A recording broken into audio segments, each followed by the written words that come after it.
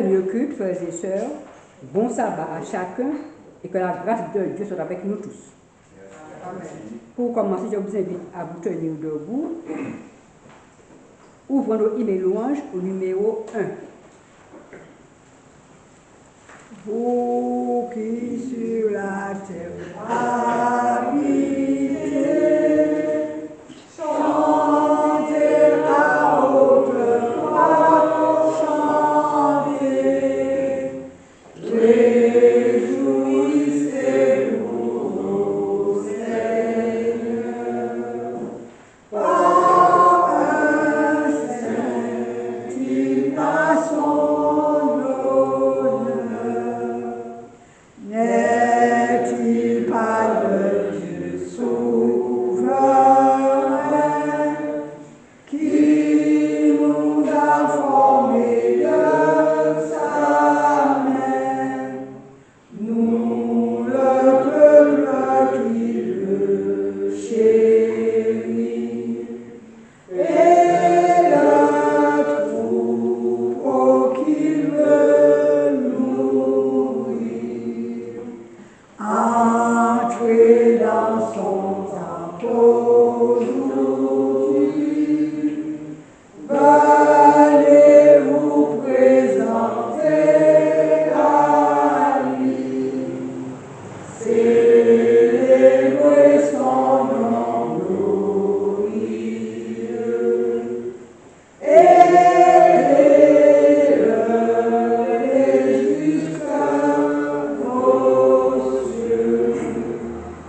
C'est un Dieu rempli de bonté, d'une éternelle vérité, toujours propice à nos souhaits, et sa grâce dure à jamais.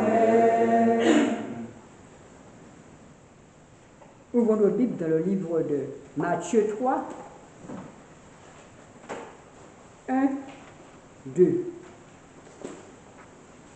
En ce temps-là, parut Jean-Baptiste prêchant dans le désert. Il disait, repentez-vous, car le royaume des cieux est proche. Amen. Chers frères et sœurs, chers amis, bienvenue à la voix du Sinaï, réveil et réforme. Je vous salue tous en Jésus-Christ. Bienvenue. Ne perdons pas le temps, ouvrons notre Bible dans Matthieu 3, 1 à 2. Il est écrit, en ce temps-là, parut Jean-Baptiste prêchant dans le désert de Judée. Il disait,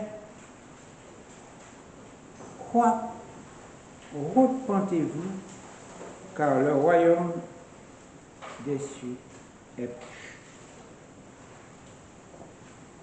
Repentez-vous, car le royaume des cieux est proche. Que pouvons-nous dire du message de Jean-Baptiste? Repentez-vous, car le royaume des cieux est proche. Le message de Jean-Baptiste est direct. Repentez-vous, car le royaume des cieux est proche. Que signifie cette parole pour vous et moi? Cela appelle un changement de cœur et d'esprit. Faire demi-tour au péché, le reconnaître et l'abandonner. Voilà la signification de cette parole. Bien des personnes sont désolées de leur péché. mais continuent d'en commettre. Ils sont désolés de leur péché, mais ils continuent d'en commettre. Ils disent oui, je vais laisser tomber, mais ils continuent dans leur bourbier. La repentance est nécessaire pour entrer dans le royaume des cieux. Ceci n'est pas du tout une pierre d'achoppement lorsqu'on dit à une personne d'abandonner telle situation ou telle mauvaise solution. Ce n'est pas du tout une pierre d'achoppement. Se repentir est nécessaire pour vous et moi afin d'être qualifiés pour le royaume des cieux, surtout en ce temps de la fin. Le royaume à venir, le règne du Fils de Dieu, c'est notre objectif, c'est notre but principal. Le règne du Messie Sauveur, Jésus-Christ, Fils de Dieu, approche, est sur le point d'être institué. Pendant qu'il est temps, que devons-nous faire? Confessons à Dieu nos péchés et prendre l'engagement à vivre une vie sainte dans l'attente du royaume des cieux. Ne rejette pas cet appel. Repentez-vous. Souvent, nous rejetons cet appel et nous disons, pourquoi faire?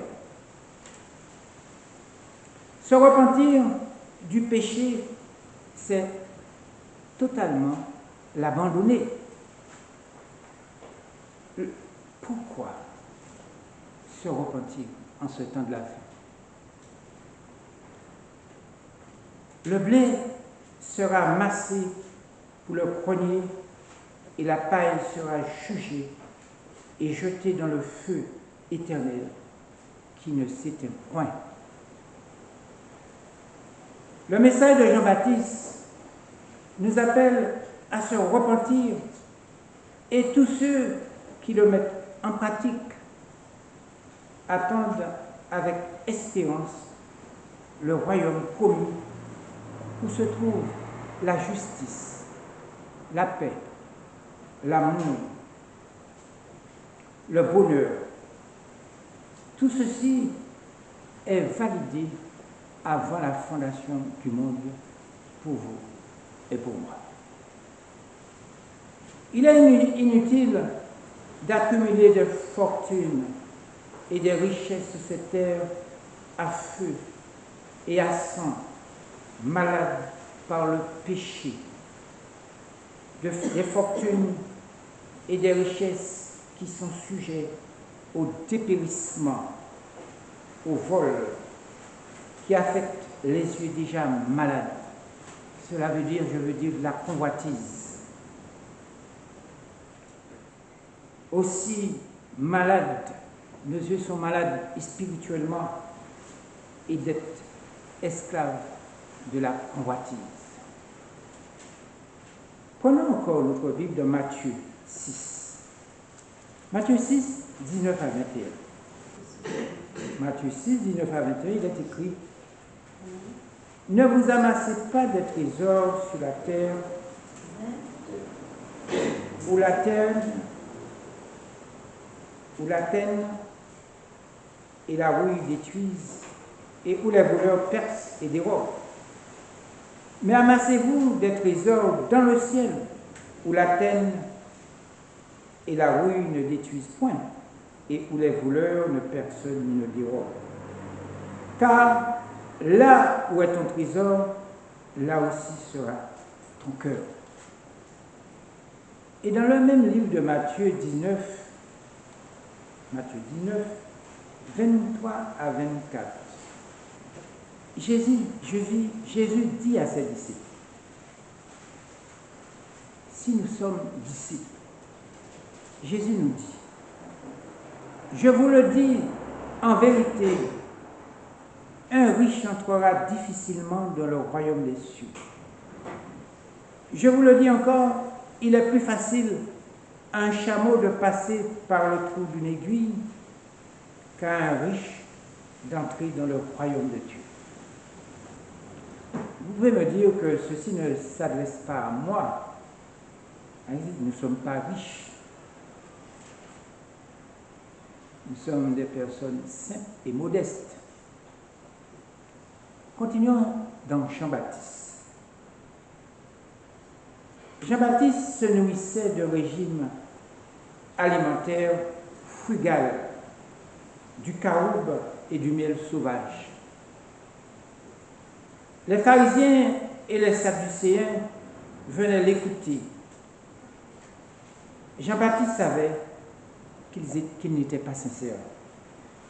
Qu'ils n'étaient pas sincères. Il le savait. Beaucoup viennent ici nous écouter, mais nous savons qu'ils ne sont pas sincères. Jean-Baptiste connaissait leur véritable nature. Les pharisiens affichaient un grand respect pour la loi, le sabbat, mais intérieurement, ils étaient corrompus, sectaires, hypocrites. Ils étaient religieux extérieurement, mais pas intérieurement. Sous cette terre, il y a beaucoup de religieux qui vous disent « j'irai au ciel ». Ce sont des hypocrites, des sadducéens. Ce sont des propos justes, soi-disant.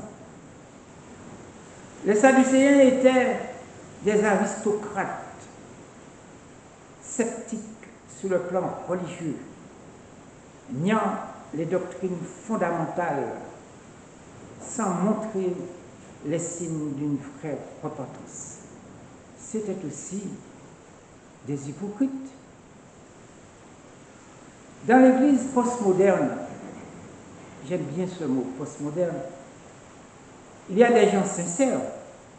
Je ne dis pas qu'il n'y a pas de gens sincères, mais aussi des hypocrites, des aristocrates, et ceux qui se manifestent aucun signe de vraie repentance. Ils rejettent aussi bien Jean-Baptiste que Jésus-Christ, Fils de Dieu. Pourquoi? Surtout en ce temps de la fin. Pourquoi? Mais pourquoi? Ils ne sont pas satisfaits de Jean-Baptiste parce qu'ils n'aimaient pas la comédie humaine, tout simplement. Ils ne mangeaient pas d'aliments malsains, ni ne buvaient pas. Ils disent que Jean-Baptiste est un démon. Alors, vous savez ce qu'ils ont fait à Jean-Baptiste. Ceux qui le détestaient, ils l'ont coupé la tête. Ou du moins, en vrai français, on dit, ils l'ont décapité. Ils rejettent Jésus-Christ. Beaucoup disent Jésus, Jésus. Mais ils rejettent Jésus-Christ comme un ami de gens pauvres en esprit, l'ami des petits gens, c'est-à-dire les gens qui ne savent pas bien réfléchir, qui n'ont pas de bagage intellectuel. On les appelle des petits gens. des gens sans joie, sans fête, des gens qui ne participent pas à des fêtes romaines, sans musique, des gens de mauvaise vie. Il est écrit aussi, heureux les pauvres en esprit, car le royaume des cieux est à eux. Jésus fréquentait que des pauvres en esprit. Lisons Matthieu, toujours dans le même livre. Matthieu 13, 47 à 51. Matthieu 13, 47 à 51. Matthieu 13, 47 à 51. Il est écrit, le royaume des cieux est encore semblable à un filet jeté dans la mer et ramassant des poissons de toute espèce. Quand il est rempli, les pêcheurs le tirent et après s'être assis sur le rivage, ils mettent dans des vases ce qui est bon et ils jettent ce qui est mauvais. Il en sera de même à la fin du monde. Les uns viendront séparer les méchants avec les justes et ils les jeteront dans la fournaise ardente où il n'y aura des pleurs et des grincements de dents. Et le verset 51. Avez-vous compris toutes ces choses? C'est la question primordiale. Avez-vous compris toutes ces choses? Le Fils de Dieu, Jésus-Christ, dit, le royaume des cieux est comme un filet jeté dans la mer afin de ramasser beaucoup de poissons. Aussi longtemps le filet est immergé, ils ne connaissent pas la quantité des poissons et quels sont les poissons.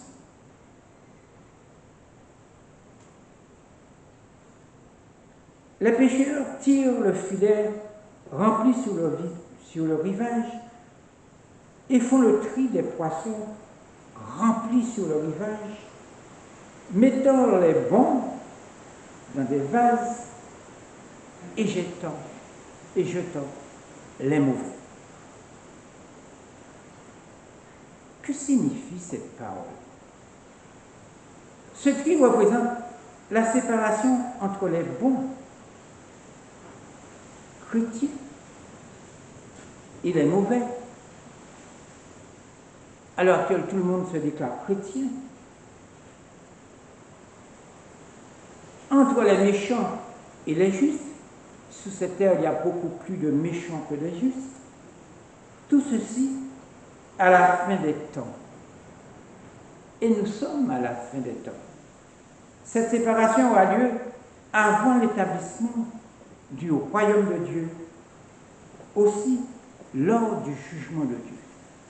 Nous savons que chacun de nous, ici présent, et tous ceux qui se déclarent enfants de Dieu, doivent passer par un jugement devant un tribunal. Pas terrestre, mais dans le ciel. Prenons encore le même livre, Matthieu 7, 13 à 14. Matthieu 7, 13 à 14. Il est écrit, « Entrez par la porte étroite, car large est la porte, et spacieux est le chemin qui mène à la perdition, et il y en a beaucoup qui entrent par là. Mais étroite est la porte, resserrez le chemin qui mène à la vie, et il y en a peu qui le trouvent. » Tout ceci, nous pouvons nous poser la question, que signifient ces paroles? Entrer par la porte étroite. Revenons au péché. Le péché est la manifestation extérieure d'un cœur mauvais ou malade. La maladie du péché se trouve où?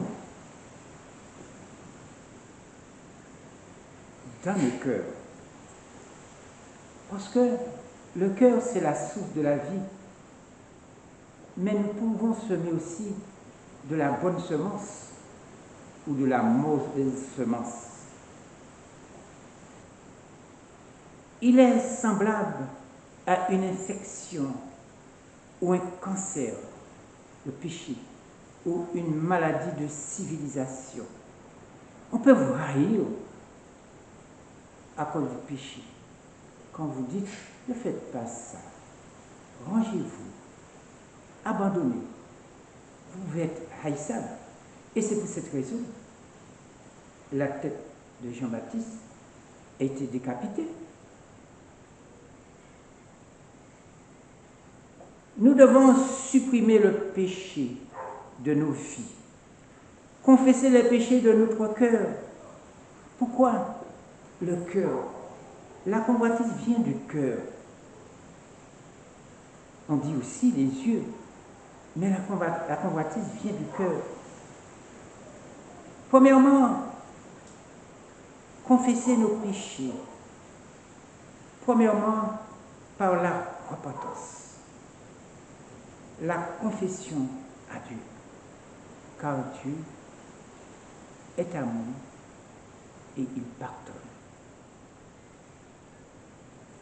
Jésus-Christ, Fils de Dieu, prêchant la bonne nouvelle du royaume de Dieu, dit, le temps est accompli. Le royaume des cieux, ou du moins le royaume de Dieu, est proche. Ce message s'adresse à vous et à moi, pécheurs que nous sommes, pécheurs que je suis. Nous sommes appelés à se repentir et à croire à la bonne nouvelle du royaume des cieux. Nous sommes invités à abandonner quoi? La vie du péché. Le péché est à la porte de notre cœur et son désir se porte dans notre chair malade. Notre chair est malade, héréditairement. C'est à nous de le dominer, de le maîtriser, de l'abandonner et dire non au péché. Pourquoi? Mais pourquoi? Il attire la culpabilité, la malédiction sur nos enfants et sur nous-mêmes. Il attire aussi le châtiment. Pour avoir droit d'entrer dans le royaume de Dieu, nous devons se détourner du péché. Le royaume de Dieu appartient aux petits-enfants et ceux qui ont la foi, l'humilité d'enfants. Et être lavé du péché, de l'impureté, des souillures du monde, d'être sanctifié par l'Esprit de Dieu, reconnu juste devant Dieu. Voilà ce que nous devons faire, chacun de nous, pour être reconstitué et un jour se présenter devant Dieu. Nous devons être reconnus justes devant Dieu. Les personnes immorales n'ont pas d'héritage dans le royaume de Dieu. Mettons ceci en pratique. Les personnes immorales n'ont pas d'héritage dans le royaume de Dieu. La parole de Dieu condamne l'immoralité. L'immoralité, je dis encore, c'est le péché et la mort. Prenons encore notre Bible dans 2 Pierre. 2 Pierre 1. 2 Pierre 1, 3 à 11. 2 Pierre 1, 3 à 11, il est écrit, comme sa divine puissance nous a donné tout ce qui contribue à la vie et à la piété, au moyen de la connaissance de celui qui nous a appelés par sa propre gloire et par sa vertu, lesquels nous assurent de sa part les plus grandes et les plus précieuses promesses, afin que par elles vous deveniez participants de la nature divine, en fuyant quoi la corruption qui existe dans le monde par la convoitise. À cause de cela même, faites tous vos efforts pour joindre à votre foi la vertu, à la vertu, la science, à la science, la tempérance, à la tempérance, la patience, à la patience, la piété. Verset 7. À la piété, l'amour fraternel, à l'amour fraternel, la charité. La charité signifie ici l'amour. Car si ces choses sont en vous et y sont avec abondance, elles ne vous laisseront point oisifs, ni stériles pour la connaissance de notre Seigneur Jésus-Christ. Mais celui qui sait ces choses ne sont point aveugles. Il ne voit pas de loin et il a mis en oubli la purification de ses anciens péchés. Verset 10. C'est pourquoi, frères, appliquez-vous d'autant plus à affermir votre vocation et votre élection, car en faisant cela, vous ne brancherez jamais. C'est ainsi, en effet, que l'entrée dans le royaume éternel de notre Seigneur et Sauveur Jésus-Christ vous sera pleinement accordée. Les expressions royaume des cieux et royaume de Dieu, beaucoup ne le comprennent pas. Ces expressions sont interchangeables, c'est-à-dire c'est la même chose. Royaume des cieux et royaume de Dieu. Ne confondons pas le royaume de Dieu avec aucune église, aucune religion, aucune secte. Le royaume de Dieu existe dans le cœur de tous ceux qui acceptent la royauté de Dieu. Ses principes, mots, ses lois, ses commandements, ses ordonnances, ses préceptes. Seuls ceux qui sont réellement convertis pourront entrer dans le royaume des cieux. Aujourd'hui, en ce temps de la fin, le message du royaume des cieux est soumis aux intérêts financiers, à la violence, à cause de l'argent, par des méchants hommes violents qui essayent d'enlever pour eux-mêmes l'entrée dans le royaume des cieux. Je m'explique. Ils ne savent pas comment entrer dans le royaume des cieux, mais ils ne veulent pas que les autres rentrent. Ils refusent à ceux qui croient en ces hommes l'entrée du royaume des cieux. Par la force, avec la politique religieuse, en établissant leurs propres règles. Ils sont fourbes, sournois, venimeux et dangereux. En ce temps de la fin, nous devons savoir où mettre les pieds. Nous devons être saints comme une colombe, prudents comme un serpent, nous dit la Bible. Nous avons l'apparence chrétienne. Lorsqu'on nous voit, on nous dit que nous sommes chrétiens, ou je suis chrétien. Nous avons l'apparence chrétienne, alors nous ne le sommes pas intérieurement. Repentez-vous signifie aussi demander pardon pour les péchés, mais aussi abandonner sa vie de pécheur. Beaucoup affirment, nous repentons. Ah oui, je me repente. Mais ils continuent de pécher comme auparavant. On ne trompe pas Dieu.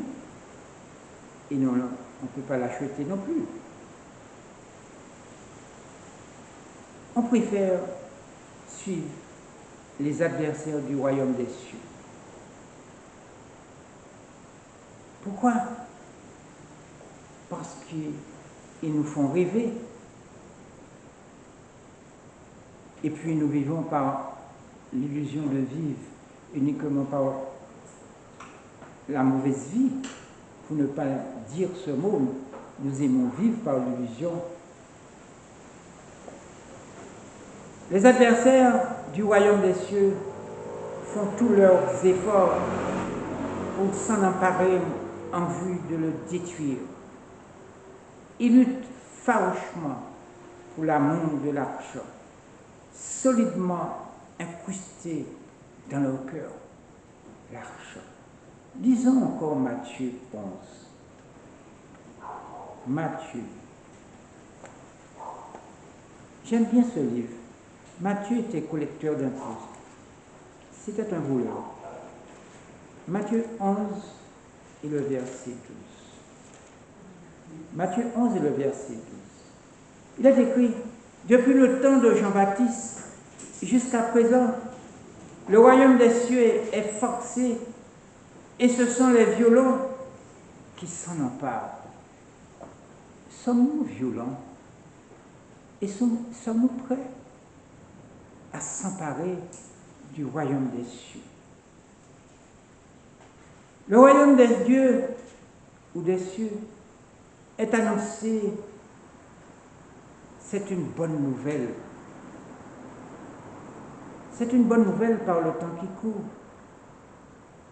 Les trésors accumulés sur cette terre malade par le péché sont sujets au dépérissement. Beaucoup leurs yeux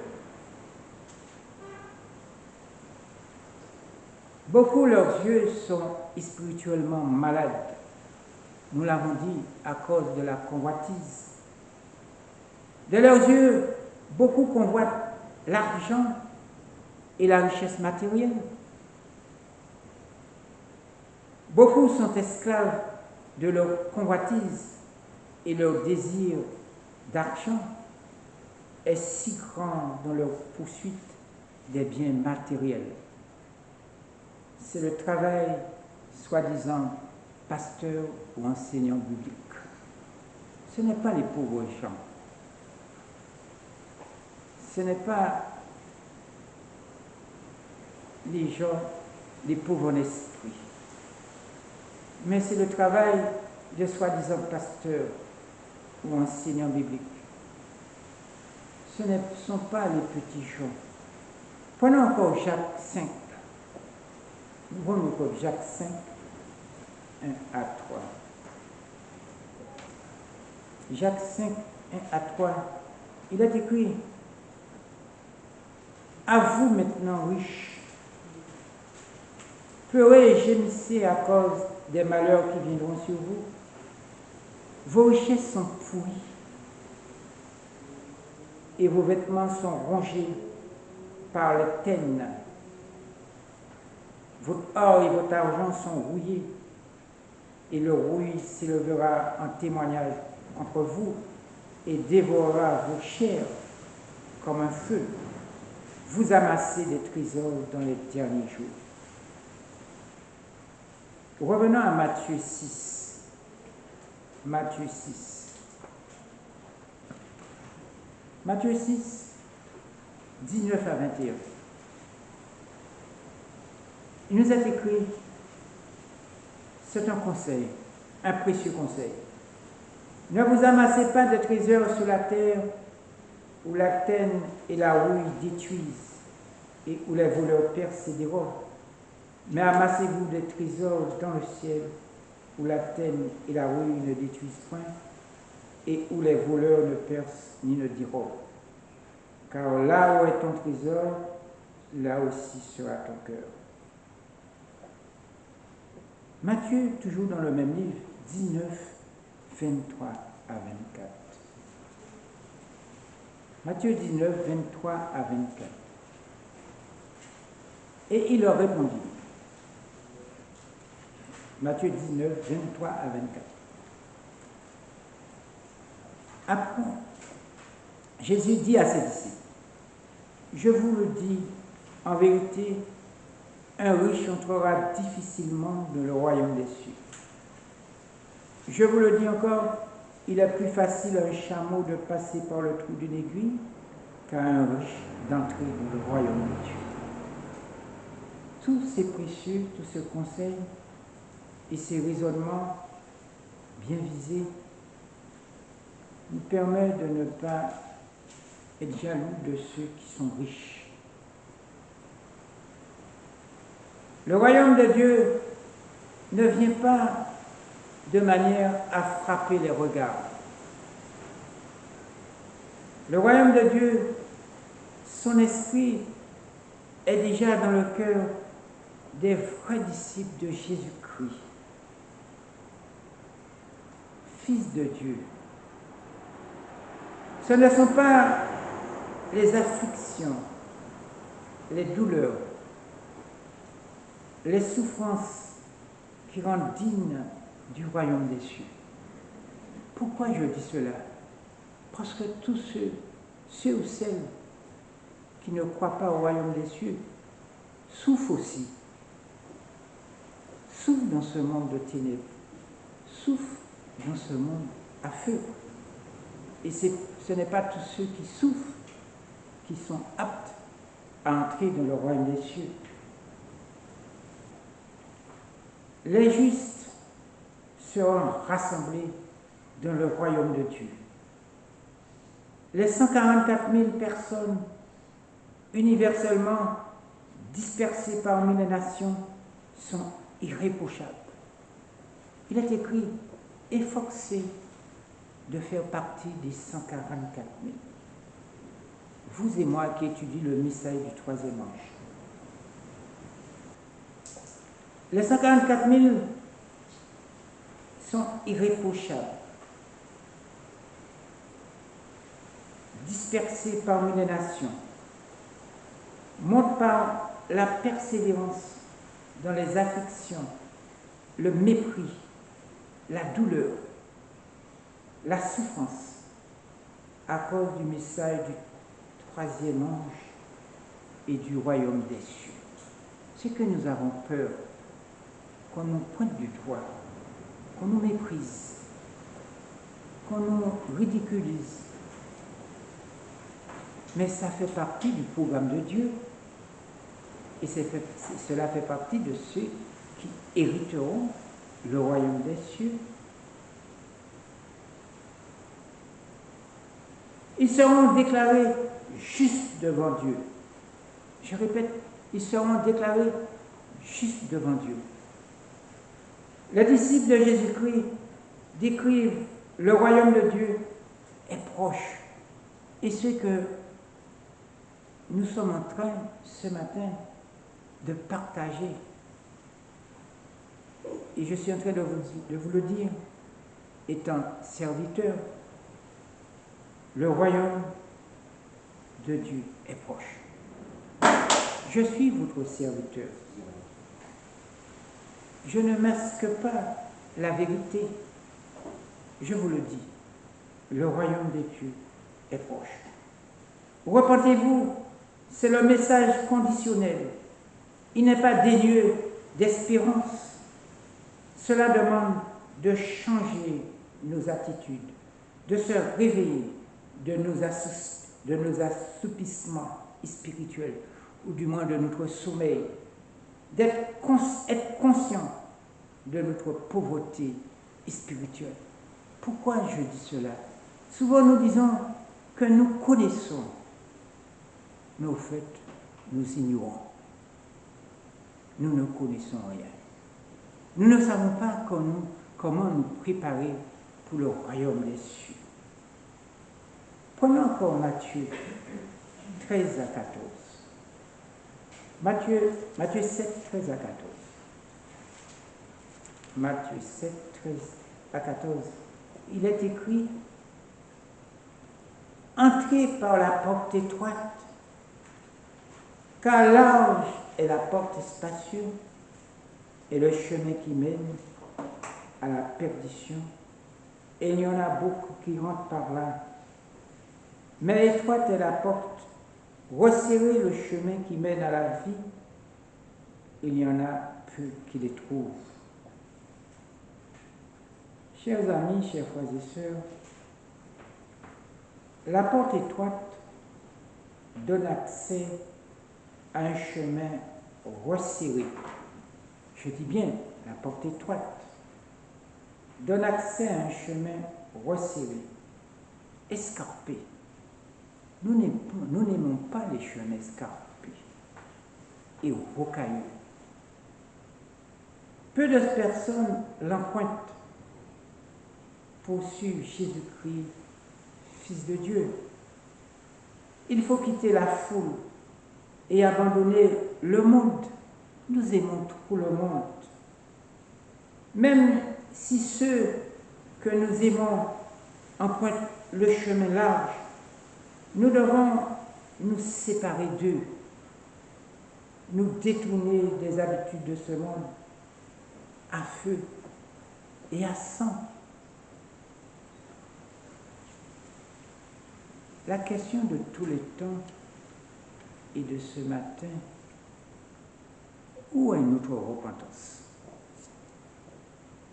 Ou du moins, je repose la question d'une autre manière. Où est passée notre repentance? Où indique le lieu? Mais c'est aussi une question. Où est notre repentance? Ou encore, avons-nous de repentance? Vous pouvez dire, oui, je me suis repenti. Oui, je suis repenti. Repenti de quoi? Avons-nous des preuves? Avons-nous de l'abandon du péché? Membre d'une église ne signifie pas chrétien. Ce n'est pas une référence. On est disciple intérieurement lorsqu'on possède une conversion totale en Jésus-Christ dans son cœur et son esprit habite en nous. Quand l'Esprit de Dieu n'habite pas en nous, nous ne sommes pas disciples de Jésus-Christ. Nous pouvons nous trouver dans telle religion, de tel ceci, mais cela ne signifie pas que nous sommes candidats pour le royaume des cieux. Les épreuves sont inévitables pour les disciples de Jésus-Christ. L'Esprit de Dieu qui habite en eux leur donne la force de vaincre et de remporter la victoire sur chaque épreuve. Et c'est pour cette raison que les disciples de Dieu ou du Fils de Dieu ne font pas de compromis, puisque au nom du Fils de Dieu et à chaque épreuve, ils remportent la victoire. Prenons notre Bible dans Luc 12. Luc 12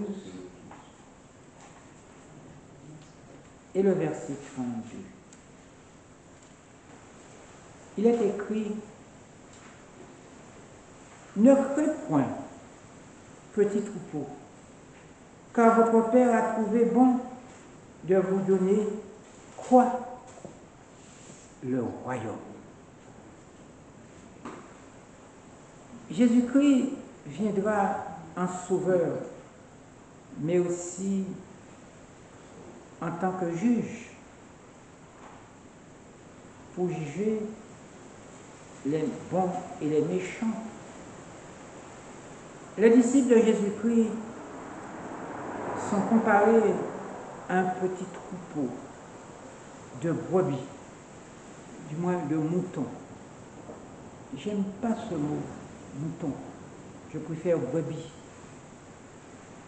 Un groupe sans défense, dans un monde hostile. Ils sont sans défense, qui constituent une proie facile.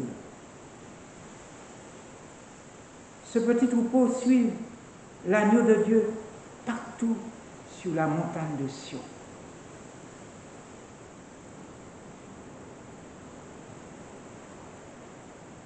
Ils sont les héritiers du royaume de Dieu. Ils régneront avec l'agneau de Dieu sur toute la terre et dans les cieux. Nous sommes encouragés à ne pas craindre. Pourquoi avoir la peur? Pourquoi nous sommes chétifs? Le Père Céleste en réserve de grands honneurs pour les racheter de la terre, du péché et de la mort. Nous n'avons pas à s'inquiéter de ce qui jalonne sur notre chemin jusqu'à son terme. Nous n'avons pas à avoir peur du mépris, qu'on nous pointe le doigt. Ceux qui pratiquent l'injustice, de l'idolâtrie, les débauchés, l'adultère, fornication, les homosexuels, les efféminés, les dépravés, les voleurs, et j'ajoute les bandits, les cupides, les ivrognes, tous ceux qui aiment la fête, l'alcool, les outrageux et les ravisseurs, tous ceux qui s'adonnent au vice. La parole de Dieu dit ces choses. Prenons 1 Corinthiens 6, 9 à 10. 1 Corinthiens 6, 9 à 10. Ne savez-vous pas que les injustes n'hériteront point le royaume de Dieu? Ne vous y trompez pas. Ni les impudiques, ni les idolâtres, ni les adultères, ni les efféminés, ni les infâmes, ni les voleurs, ni les cupides, ni les ivrognes, ni les outragés, ni les ravisseurs n'hériteront le royaume de Dieu. Dans un témoignage, le grand conflit, l'esprit prophétique dit dans le grand conflit, à la page 465, il est écrit, 465, aussi 466,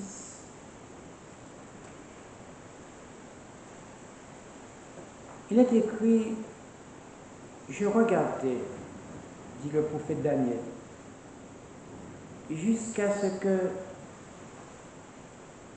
des trônes furent placés et que l'ancien des jours s'assit. L'ancien des jours, c'est Dieu lui-même, Dieu le Père. Son vêtement était blanc comme la neige et les cheveux de sa tête étaient comme la laine la plus fine. Son trône était comme des flammes de feu et les roues comme un feu ardent. Un fleuve de feu coulait et sortait devant lui. 1000 milliers le servaient et 10 000 millions se tenaient en sa présence. Le jugement commença et les livres furent ouverts. Daniel 7, 9 à 10. L'esprit de prophétie explique ceci. Ainsi fut présenté à la vue du prophète le jour grand et solennel où le caractère et la vie des hommes devront être examinés devant le juge de toute la terre, et au cours duquel il sera rendu à chacun selon ses œuvres. L'ancien des jours est Dieu le Père. Le psalmiste dit, avant que les montagnes fussent nées et que tu eusses formé la terre et le monde, d'éternité en éternité, tu es Dieu. Psaume 90, verset 2. C'est lui, origine de tout être et source de toute loi, qui doit présider au jugement. Et les saints anges, comme ministres et témoins, au nombre de 1000 milliers et 10 000 millions, sont présents devant ce grand tribunal.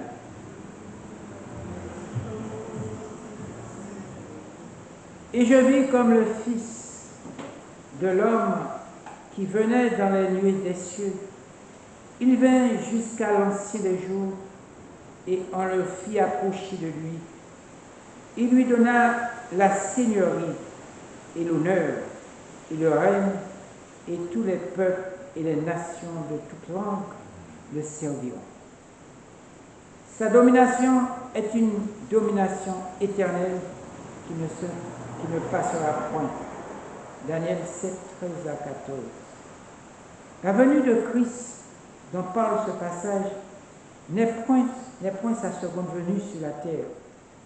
Il vient à l'ancien des jours pour recevoir la domination et la gloire et un royaume qui lui sera donné à la fin de son œuvre d'un médiateur.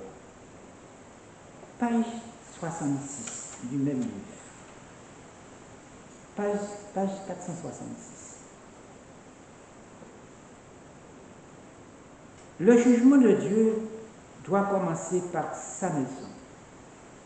Et s'il commence par nous, quelle sera la fin de ceux qui n'obéissent pas à l'évangile de Dieu? Souvent, on pense que le jugement de Dieu commencera par le bâtiment appelé Église. La maison de Dieu, c'est l'individu, la personne qui se dit chrétien ou chrétienne. 1 Pierre 4, verset 17. Les registres du ciel dans lesquels sont inscrits les noms et les actes des hommes doivent déterminer les décisions du jugement. Je vous conseille d'avoir ce livre, Le Grand Conflit. Ça a disparu dans l'Église adventiste. Le prophète Daniel dit, le jugement commença et les livres furent ouverts. Jean décrivant les mêmes scènes dans l'Apocalypse ajoute, et on ouvrit un autre livre, qui est le livre de vie, et les morts furent jugés selon leurs œuvres par ce qui était écrit dans le livre. Apocalypse 20, verset 12. Souvent, on croit que lorsqu'on est décédé, c'est fini, il n'y a pas de jugement. Non, il est écrit, et on ouvrit un autre livre, qui est le livre de vie, et les morts furent jugés selon leurs œuvres par ce qui était écrit dans le livre. Apocalypse 20, verset 12. Le livre de vie contient les noms de tous ceux qui sont entrés au service de Dieu. Que contient le livre? Le livre de vie? Tous ceux qui sont entrés au service de Dieu. Jésus dit à ses disciples, réjouissez-vous encore plus de ce que vos noms sont écrits dans les cieux. Luc 10, verset 20. Paul parle de ses fidèles compagnons de travaux, dont les noms sont écrits dans le livre de vie. Philippiens 4, verset 3. Daniel, attendant un temps de détresse tel qu'il n'y en a point eu, déclare que le peuple de Dieu sera délivré. Savoir quiconque sera trouvé écrit dans le livre. Pas n'importe qui sera délivré au temps de détresse, mais quiconque sera trouvé écrit dans le livre. Daniel 12, verset 1. Et Jean dit dans son Apocalypse que ceux-là seulement entreront dans la cité de Dieu, ceux dont les noms sont écrits dans le livre de vie et de l'agneau. Mais il y a un autre livre, un livre de souvenirs.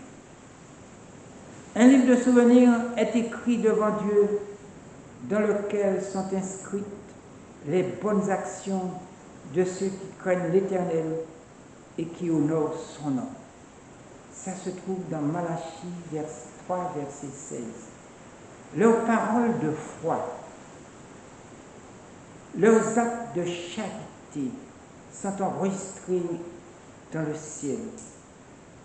Néhémie y fait allusion lorsqu'il dit « Souviens-toi de moi, ô mon Dieu, à cause de cela, et n'efface point mes actes de piété pour la maison de mon Dieu. » Néhémie 13, verset 14.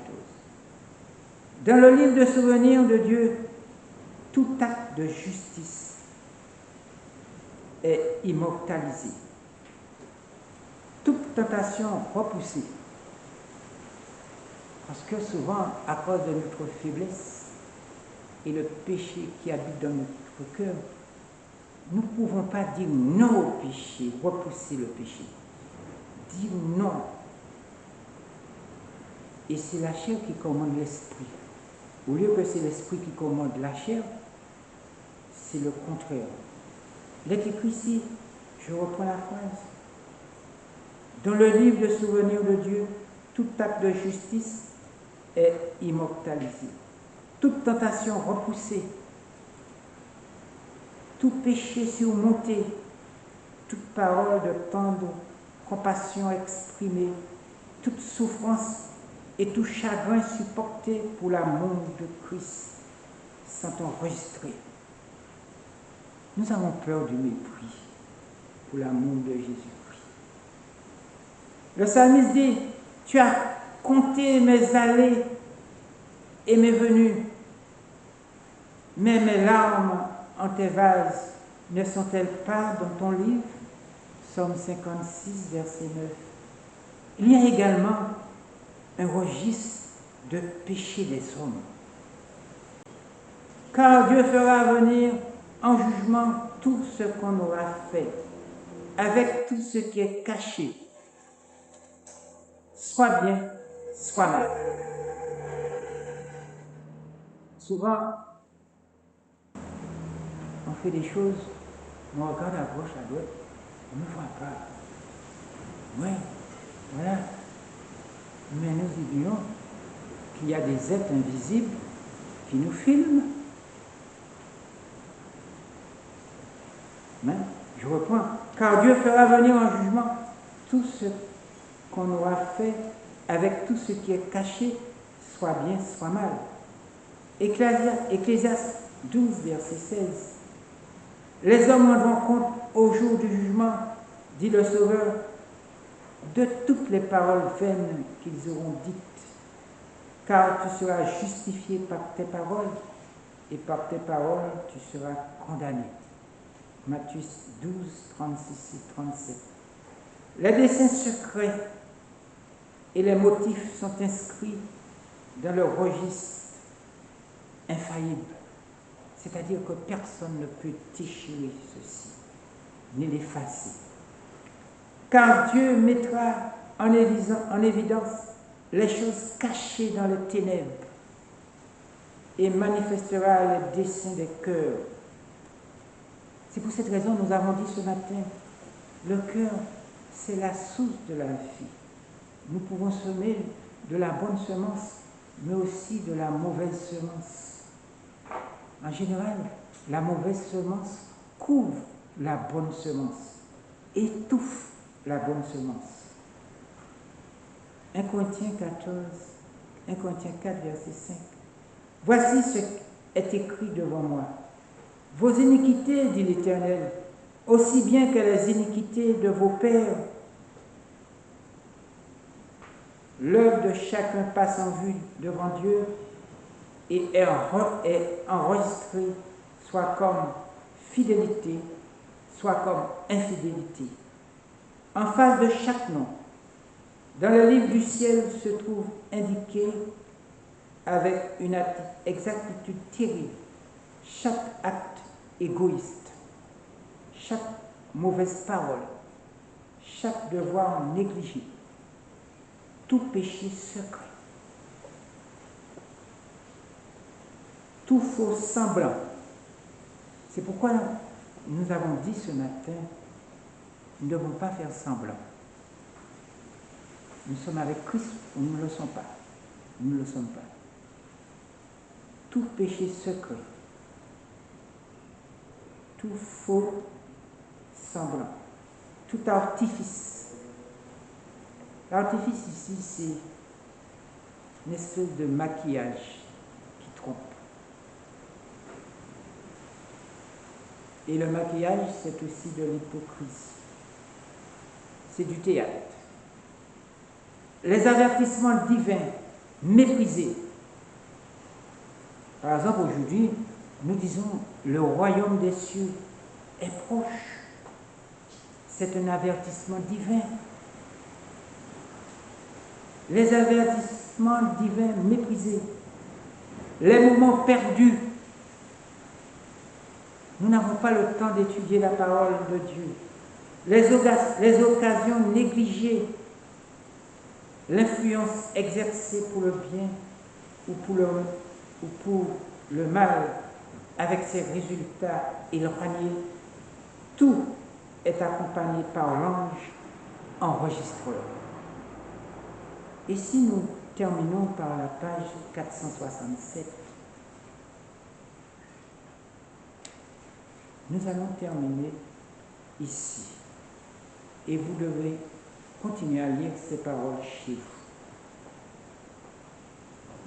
Il est écrit dans Matthieu 24, prenons Matthieu 24. Matthieu 24, 12 à 14. Et parce que l'iniquité se sera qui accrue, la charité du plus grand nombre se refroidira. Mais celui qui persévérera jusqu'à la fin sera sauvé. Cette bonne nouvelle du royaume sera prêchée dans le monde entier pour servir de témoignage à toutes les nations. Alors viendra la fin. C'est ma prière pour vous et pour moi-même. Amen.